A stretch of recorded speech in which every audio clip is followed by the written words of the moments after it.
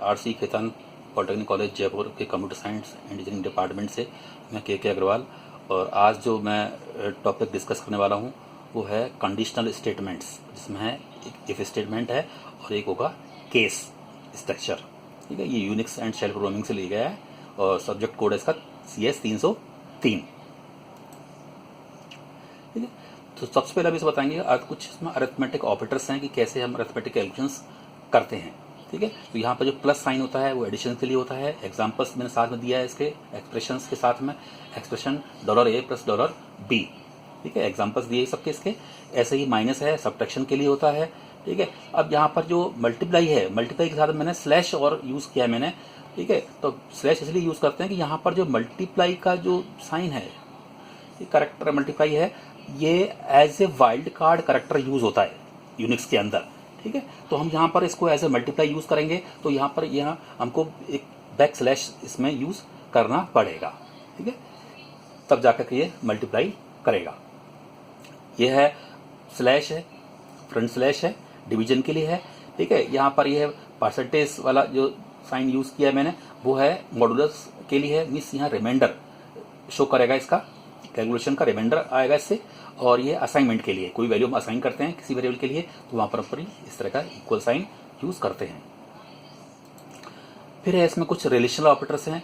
Relational operators कहाँ use होते हैं? जहाँ हम कंपेयर करते हैं, दो चीज़ों को कंपेयर करते हैं, दो वैल्यूज़ को कंपेयर करते हैं। जैसे इक्वल है, इक्वल के लिए डैश EQ, ऐसे ही नॉट इक्वल के लिए NE, ग्रेटर देन के लिए GT है, लेस देन के लिए LT यूज़ करते हैं, और ग्रेटर देन और इक्वल टू के लिए GE, और लेस देन इक्वल टू के लिए है LE।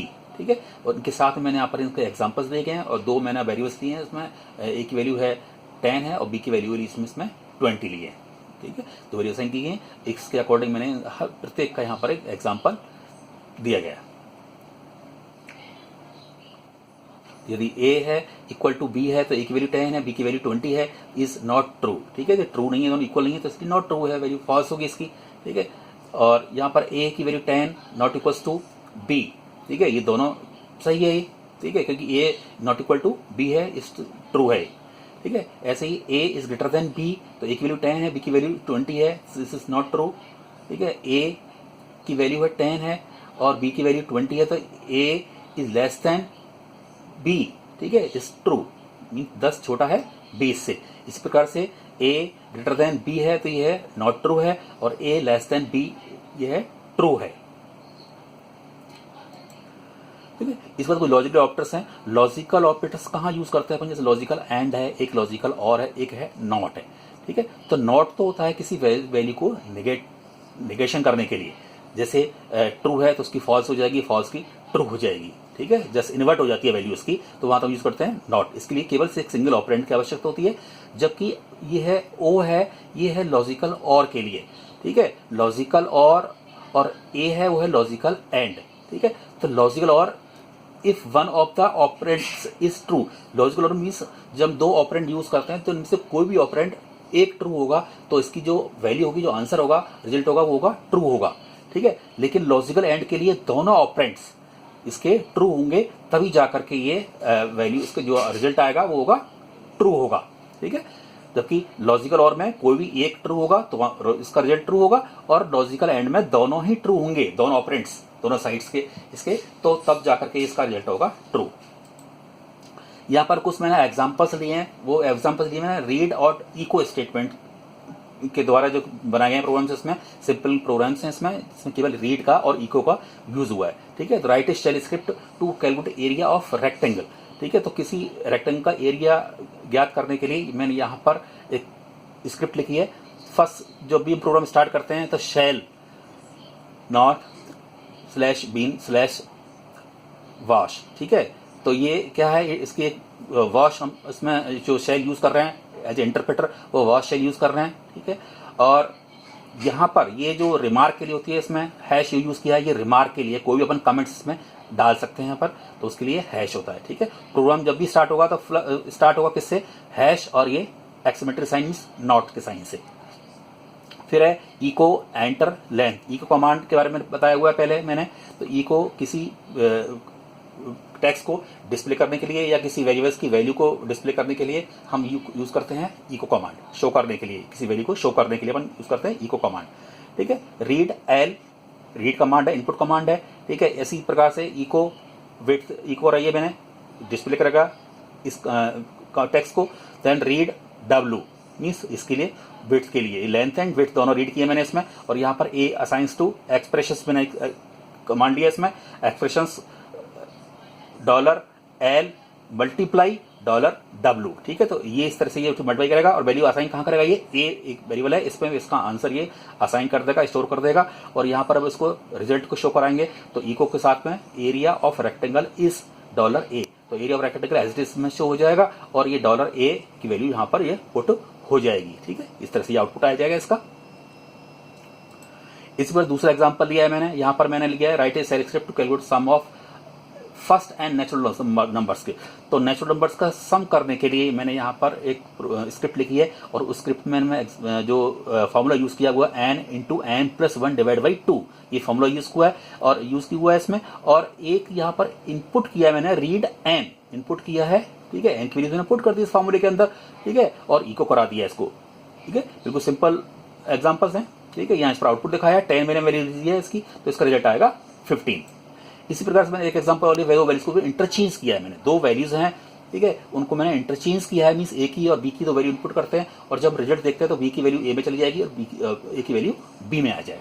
ठीक है, तो यहाँ पर मैंने रीड फर्स्ट वैल्यू रीड किया है, सेकंड वैल्यू को रीड किया है, फिर मैंने एक तीसरा वैल्यू लिया है टेम्प, उसमें फर्स्ट वैल्यू को ट्रांसफर कर दिया है और फिर फर्स्ट में मैंने सेकंड वैल्यू थी उसको ट्रांसफर कर दिया है। ठीक है, इसके बाद वो सेकंड वेरिएबल्स में वापस ये टेम्प की जगह वैल्यू थी, वो टेम्प की वैल्यू को मैंने सेकंड वेरिएबल में स्टोर कर दिया, मैंने सेकंड की वेरिएबल स्टोर कर दिए और दोनों को मैंने इसके बाद इसमें प्रिंट करवा दिया है, राइट करवा दिया है, इको करवा दिया है। फर्स्ट वैल्यू फिर सेकंड वैल्यू, तो दोनों वैल्यू, फर्स्ट वैल्यू मैंने 15 दी थी, सेकंड वैल्यू 25 दी थी और फर्स्ट वैल्यू क्या आएगी इसमें 25 हो जाएगी और सेकंड वैल्यू हो जाएगी इसमें 15। इस प्रकार से ये इसके सिंपल एग्जांपल्स हैं। ऐसे मैंने एरिया एंड पेरीमीटर्स निकाला है इसमें सर्किल्स का। ठीक है, दो फॉर्मूले यूज किए हैं, एरिया के लिए पाई आर स्क्वायर और पेरिफेरल्स के लिए मैंने 2 पाई आर यूज किया है।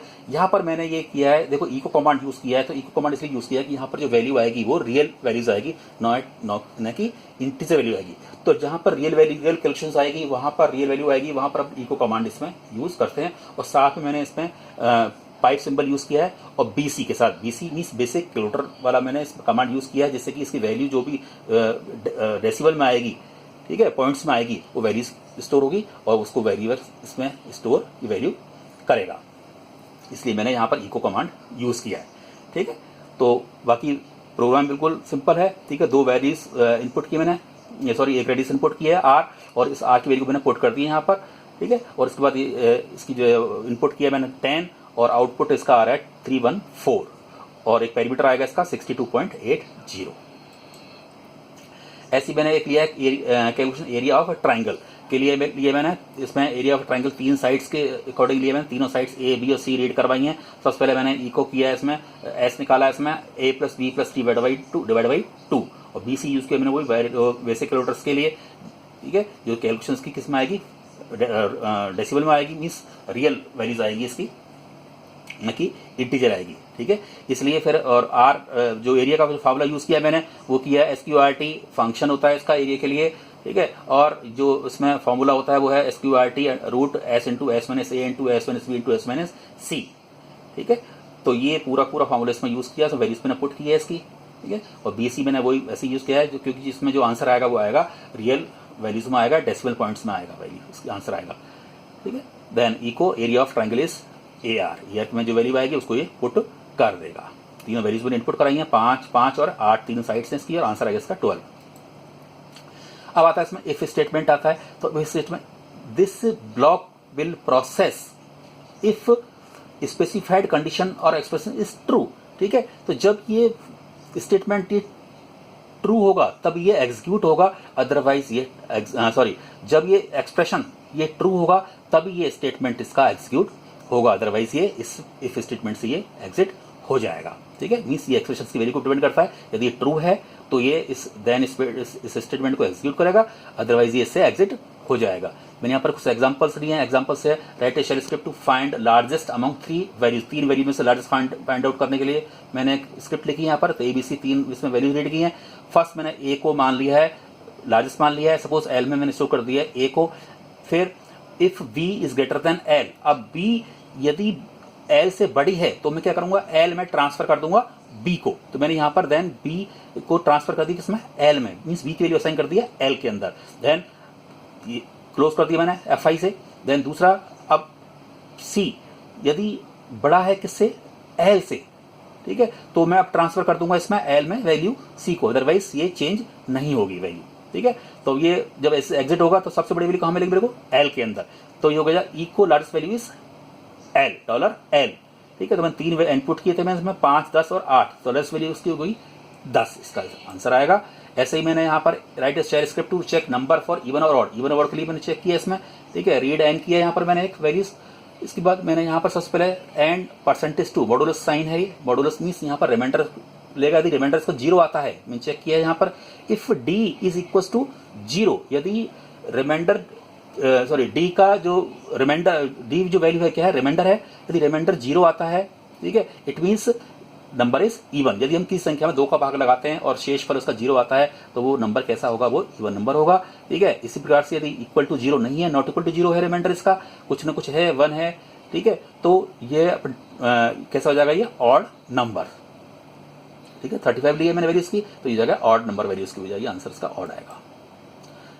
इफ एल्स स्टेटमेंट है इसमें, इफ एल्स में दोनों पार्ट्स हैं, ट्रू एंड फॉल्स पार्ट दोनों होते हैं, ठीक है। यदि ये एक्सप्रेशन की वैल्यू ट्रू होगी तो ये फर्स्ट ब्लॉक को एग्जीक्यूट करेगा, ठीक है। यदि एक्सप्रेशन वैल्यू फॉल्स होगी तो ये सेकंड ब्लॉक को एग्जीक्यूट करेगा, ठीक है। यहां पर मैंने एग्जांपल लिया है, among 3 numbers largest find out करना है 3 नंबर में से। तो वो क्या मैंने फर्स्ट A और B को चेक किया मैंने, ठीक है। यदि A और B को दो नंबर को चेक कर रहे हैं तो यदि ट्रू है वैल्यूज तो A बड़ा होगा, ठीक है। अब यदि A बड़ा हो गया तो A को हम कंपेयर कर रहे हैं किसके साथ, C के साथ। तो यहां पर मैंने A और C को मैंने यहां पर कंपेयर किया है, ठीक है। अब क्योंकि B तो पहले ही बाहर हो गया इसमें, तो A और C को कंपेयर करने के बाद यदि ट्रू है तो कौन सा बड़ा हो गया, A, यदि फॉल्स हो गया तो कौन सा बड़ा हो गया, इसमें एल्स पार्ट में आएगा C, ये हो गया। अब यदि कंडीशंस फॉल्स हो गई यहाँ पर तो ये किस में जाएगा, एल्स पार्ट में जाएगा। तो एल्स पार्ट में लेके क्या जाएगा, ये B को, ठीक है। तो B को अब C से कंपेयर कर रहे हैं अपन, तो यदि ट्रू है ये तो लार्जेस्ट कौन सा हो जाएगा इसमें, B, और यदि फॉल्स हो गया तो एल्स पार्ट में जाएगा और इसका लार्जेस्ट वैल्यू शो करेगा ये C को, ठीक है। यहाँ पर मैंने आउटपुट में दिखाया 3 वैल्यूज लिए मैंने, 20, 35 और 15, ठीक है, और लार्जेस्ट वैल्यू आएगी इसकी 35। इसी प्रकार से मैंने इसमें और भी एग्जांपल, इवन ऑड का एग्जांपल लिया है, वैसे ही जैसे पहले लिया था मैंने, वही डिवाइड किया है इसको। एन जो वैल्यू इनपुट कर रहे हैं उसको 2 से, यदि इसका शेषफल 0 आता है तो नंबर होगा इवन, यदि शेषफल 0 नहीं आता है, नॉन 0 आती है वैल्यू, तो ये हो जाएगा ऑड, ठीक है। यहाँ इफ एल्स से किया है तो यहाँ पर दोनों चीजें एक साथ आ गई इसमें। यदि ये 0 हो जाता है तो ये इवन नंबर है, और यदि 0 नहीं होता है तो ये ऑड नंबर होगा। अब इसमें आता है लास्ट स्टेटमेंट है इसमें, केस स्टेटमेंट, ठीक है। केस स्टेटमेंट भी बिल्कुल एक मल्टीपल चॉइस इफ स्टेटमेंट है एक तरह से ये, ठीक है। तो यदि इसमें बहुत सारी इसमें चॉइसेस होती हैं तो उसको ये मैच करता है, चॉइस इसको, जिस चॉइस को ये मैच कर लेता है उसके स्टेटमेंट्स को ये एग्जीक्यूट करता है, ठीक है। एक इसमें लास्ट में मैंने इसमें एक स्टार और ये लिखा है मैंने, स्टार और लिखा है, तो ये स्टार और ये ब्रैकेट्स यूज किया है, ये किसके लिए, डिफॉल्ट के लिए है। जैसे एल्स पार्ट होता है इसमें, तो इसी प्रकार से यदि इसमें कोई भी पैटर्न मैच नहीं करेगा तो ये क्या करेगा, ये डिफॉल्ट केस में चलाया जाएगा। स्टार और ब्रैकेट वाले, जो स्टार वाले केस में ये चला जाएगा, ये डिफॉल्ट केस कहलाता है, मींस इसका एक तरह से ये एल्स पार्ट हो गया, ठीक है। और जो केस का जो एंड होगा वो किसको है, ESAC, जिसको उल्टा है CASE, उल्टा रखेंगे इसको CAC, तो ये जगह ESAC, ठीक है। तो इसमें जो वैल्यू है ये मैच करेगी किससे, पैटर्न से। पैटर्न 1 कोई भी वैल्यू हो सकती है, ठीक है। यदि जहां भी ये मैच करेगा वहां उसी उसके ही एसोसिएट स्टेटमेंट्स को ये एग्जीक्यूट करेगा। और जो यहाँ पर डबल सेमीकोलन यूज किया है, ये इसको यहाँ से एग्जिट करेगा, ये यहाँ से एग्जिट कर देगा, ठीक है। तो इसको सभी अदरवाइज इसको नहीं लिखेंगे तो क्या करेंगे, नेक्स्ट केस में चले जाएगा, नेक्स्ट पैटर्न पर ये मूव हो जाएगा। या कुछ इसके मैंने एग्जांपल्स लिए हैं, एग्जांपल्स हैं इसमें, write a shell using case statement to check a character whether the input character is vowel और कंसोनेंट। किसी कोई भी अपन करेक्टर इनपुट कर रहे हैं इसमें, उसको ये चेक करना है कि ये वॉवल है या कंसोनेंट है। ठीक है, तो मैंने यहाँ पर एक करेक्टर रीड किया है CH, इस CH को मैंने चेक किया इसमें, तो मैंने यहाँ पर ब्रैकेट्स के अंदर लिया AEIOU, ये सारे लोअर केस करेक्टर्स हैं और ब्रैकेट्स के अंदर लिखा है इसमें से कोई भी एक करेक्टर ये सिलेक्ट करेगा। ठीक है, चॉइस होगी इसमें एक करेक्टर्स की। ठीक है, यदि इनमें से कोई भी करेक्टर होगा तो कैसा होगा, वो वॉवल होगा। इसी प्रकार से यहाँ से ये टर्मिनेट कर दिया मैंने यहाँ से इसको। फिर दूसरे केस में यदि ये फॉल्स हो जाता है तो ये यहाँ जाएगा। ठीक है, तो ये यहाँ इसमें अपर केस में लिखा है मैंने यहाँ पर AEIOU, यदि इसको मैच करेगा तो फिर ये अगेन ही शो करेगा करेक्टर इज वॉवल। ठीक है, और यदि ये ट्रू होती है तो यहाँ से ये एग्जिट हो जाएगा। ठीक है, यदि ये भी फॉल्स हो जाता है तो फिर ये नॉट AEIOU मीन्स इसके अलावा, नॉट लिया मैंने इसके अलावा मीन्स और भी कोई भी करेक्टर होगा उस केस में क्या करेगा, कंसोनेंट करेगा। ठीक है, केवल करेक्टर्स। ठीक है, then not AEIOU capital letters हैं, इसमें भी ये करेगा ये करेक्टर्स। ठीक है, देन स्टार, यहाँ पर ये डिफॉल्ट केस में आ जाएगा इसमें स्टार में। इस प्रकार से यहाँ पर एक और लिया मैंने। ठीक है, use case statement to check के character whether the input character is lower case, upper case, digit और स्पेशल करेक्टर्स, इसकी टाइप, करेक्टर्स की टाइप बताने के लिए यहाँ पर। तो ए से और ए और से जेड तक के लिए है ई को enter character is lower case character. यदि ए से जेड इसमें कोई भी करेक्टर हम प्रेस करेंगे तो यहाँ पर एक चॉइस होगी इसकी। ठीक है, तो यहाँ पर wild as ABCD up to small जो भी करेक्टर्स हैं, जो लोअर केस करेक्टर्स हैं, वो सभी में से एक करेक्टर की चॉइस होगी। यहाँ पर कैपिटल लेटर्स में से एक चॉइस होगी, A to Z में से एक चॉइस होगी। यहाँ 0 to 9 है डिजिट्स हैं, उनमें से एक चॉइस होगी। ठीक है, इस प्रकार से यहाँ पर मैंने क्वेश्चन मार्क लिया है और ये लिया है मैंने स्टार लिया है। ठीक है, और ये इसको ई केस मीन इसका ये एंड केस हो गया। ठीक है, तो जो भी पैटर्न इसमें मैच करेगा उसके अकॉर्डिंग ये करेक्ट मैसेज जो ई को जो है शो करेगा। And thank you.